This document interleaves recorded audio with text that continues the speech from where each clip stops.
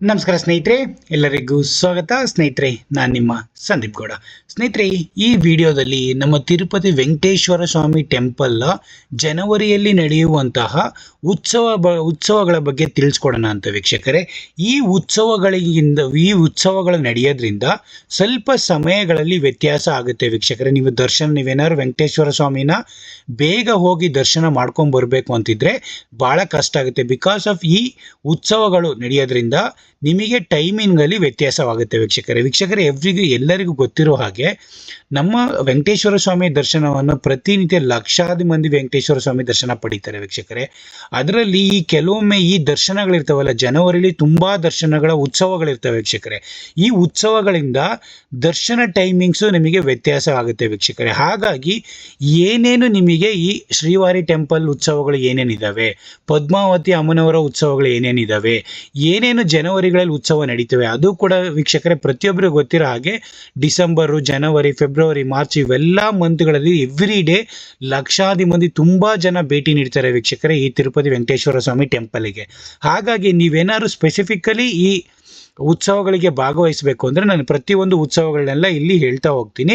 ಆ ಉತ್ಸವಗಳು ಮತ್ತು ಟೈಮಿಗೆ ನೀವು ಭಾಗವಹಿಸ್ಬೋದು. ಅಲ್ಲ ಅಂದರೆ ನೀವೇನಾದರೂ ಉತ್ಸವಗಳು ಹೋಗೋ ಟೈಮಿಗಲ್ಲದೆ ನಾನು ಡೈರೆಕ್ಟಾಗಿ ವೆಂಕಟೇಶ್ವರ ಸ್ವಾಮಿ ಹೋಗಿ ದರ್ಶನ ಪಡ್ಕೊಂಬರ್ಬೇಕು ಅನ್ನೋರಿದ್ದರೆ ಪ್ಲೀಸ್ ಈ ಡೇಟ್ಗಳನ್ನ ಅವಾಯ್ಡ್ ಮಾಡ್ಕೊಳ್ಳಿ. ಇಲ್ಲ ಅಂದರೆ ನಿಮಗೆ ತುಂಬ ಹೊತ್ತು ಅಲ್ಲಿ ಟೈಮ್ ತೊಗೊಳುತ್ತೆ ಸ್ವಾಮಿಯ ದರ್ಶನ ಪಡೆಯೋಕ್ಕೋಸ್ಕರ ವೀಕ್ಷಕರೇ. ಹಾಗಾಗಿ ಪ್ರತಿಯೊಬ್ಬರು ಈ ದರ್ಶನ ಟೈಮಿಂಗ್ ಉತ್ಸವಗಳು ಯಾವ್ಯಾವ ನಡೀತವೆ ಇವು ಆಲ್ಮೋಸ್ಟ್ ನಾನು ಜನವರಿ ಮಂತಿನ ತಿಳಿಸ್ಕೊಡ್ತೀನಿ, ಜನವರಿ 2026. ಈ ಟೈಮಲ್ಲಿ ಸ್ವಲ್ಪ ನೀವು ಅವಾಯ್ಡ್ ಮಾಡೋದು ತುಂಬಾನೇ ಒಳ್ಳೆಯದು. ಮತ್ತೆ ಸ್ವಲ್ಪ ಕಷ್ಟನೂ ಆಗುತ್ತೆ ಅಲ್ಲಿ ದರ್ಶನ ಪಡೆಯೋಕೆ. ಆ್ಯಕ್ಚುಲಿ ನೀವು ಉಳ್ಕೊಳಕ್ಕೆ ಪ್ಲಾನ್ ಮಾಡ್ಕೊಂಡಿರಲ್ಲ, ತುಂಬ ಟೈಮ್ ಹಿಡಿದ್ರೆ ಉಳ್ಕೋಬೇಕಾಗುತ್ತೆ. ಹಾಗಾಗಿ ಪ್ರತಿಯೊಂದು ವ್ಯವಸ್ಥೆಗಳನ್ನ ನೀವು ಮಾಡ್ಕೋಬೇಕಾಗುತ್ತೆ ಈ ಉತ್ಸವಗಳ ಟೈಮಲ್ಲಿ ನೀವೇನಾದ್ರು ವಿಸಿಟ್ ಮಾಡ್ತಾ ಇದ್ರೆ ವೀಕ್ಷಕರೇ. ಹಾಗಾಗಿ ಪ್ರತಿಯೊಬ್ಬರು ಈ ವಿಡಿಯೋನ ಲಾಸ್ಟ್ ತನಕ ನೋಡಿ. ನಾನು ಪ್ರತಿಯೊಂದು ಉತ್ಸವಗಳ ಬಗ್ಗೆನೂ ನಿಮಗೆ ತಿಳಿಸ್ಕೊಡ್ತೀನಿ. ಏನೇ ಉತ್ಸವಗಳು ಜನವರಿ ಮಂತಲ್ಲಿ ಶ್ರೀವಾರಿ ಟೆಂಪಲ್ ಉತ್ಸವಗಳು ಏನೇನಿದಾವೆ ಅಥವಾ ಪದ್ಮಾವತಿ ಅಮ್ಮನವರ ಟೆಂಪಲ್ ಉತ್ಸವಗಳು ಏನೇನಿದಾವೆ ಅಂತ ನೋಡ್ತಾ ಹೋಗೋಣ ವೀಕ್ಷಕರೇ.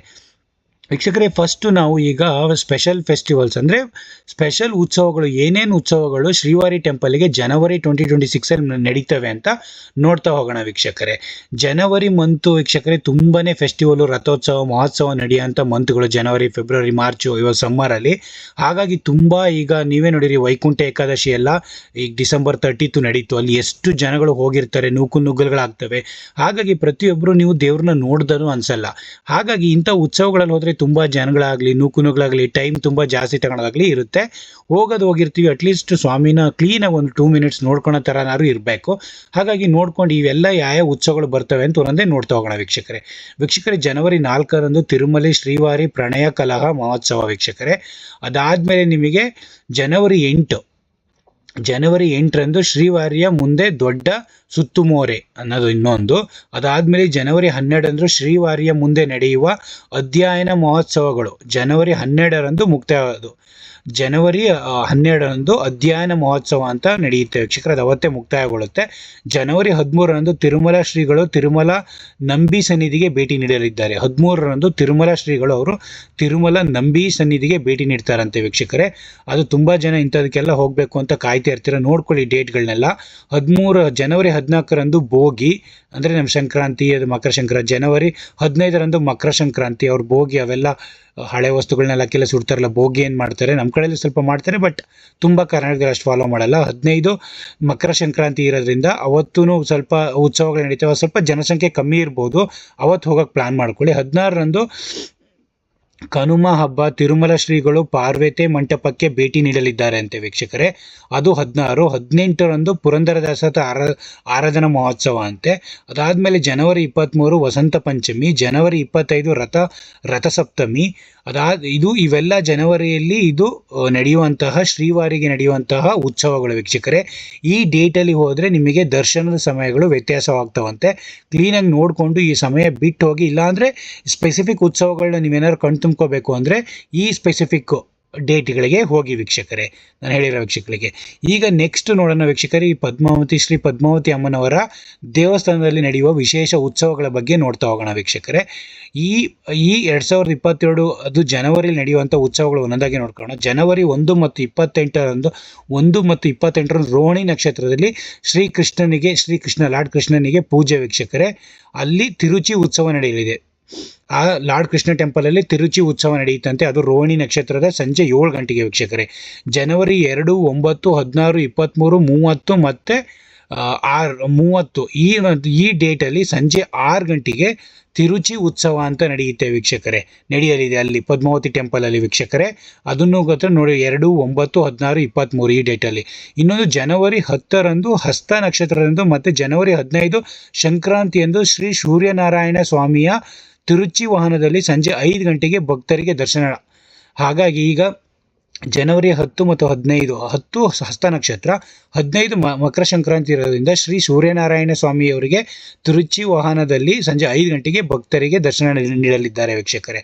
ಅದಾದಮೇಲೆ ಜನವರಿ 19 ಉತ್ತರಾಷಾಢ ನಕ್ಷತ್ರದಂದು ಶ್ರೀ ಪದ್ಮಾವತಿ ಅಮ್ಮನವರು ಗಜ ವಾಹನದ ಮೇಲೆ ಸಂಜೆ 6:45ಕ್ಕೆ ಭಕ್ತರಿಗೆ ದರ್ಶನ ನೀಡಲಿದ್ದಾರೆ.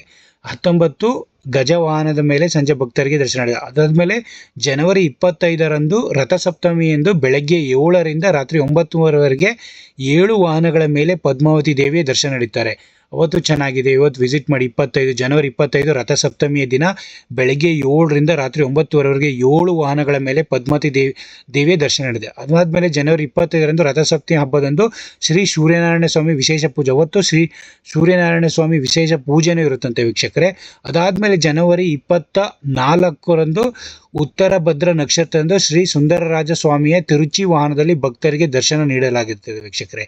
ಇವೆಲ್ಲ ಡೇಟ್ಗಳಲ್ಲೂ ಇಂಥ ಉತ್ಸವಗಳು, ಪ್ರಸಿದ್ಧ ವಿಶೇಷ ಉತ್ಸವಗಳು ನಡೀತಾ ಇರ್ತವೆ ವೀಕ್ಷಕರೇ. ಶಾಹಿ ಪದ್ಮಾವತಿ ಟೆಂಪಲಲ್ಲಾಗಲಿ, ಅಮ್ಮನವರ ಟೆಂಪಲ್ ಆಗಲಿ ಅಥವಾ ಶ್ರೀವಾರಿ ಟೆಂಪಲ್ ಆಗಲಿ ನೋಡ್ಕೊಂಡು ಹೋಗಿ. ಇದರಿಂದ ನಿಮಗೆ ವೆಂಕಟೇಶ್ವರ ಸ್ವಾಮಿ ದರ್ಶನ ಪಡೆಯೋದಕ್ಕೆ ಟೈಮಿಂಗಲ್ಲಿ ವ್ಯತ್ಯಾಸವಾಗುತ್ತೆ, ತುಂಬ ಟೈಮ್ ಹಿಡಿಬೋದು ಅಂದ್ಕೊಳ್ತೀನಿ ವೀಕ್ಷಕರೇ. ಇದು ನೋಡಿಕೊಂಡು ನೀವು ಪ್ರಯಾಣ ಬೆಳೆಸಿ ವೀಕ್ಷಕರೇ ತಿರುಪತಿಗೆ.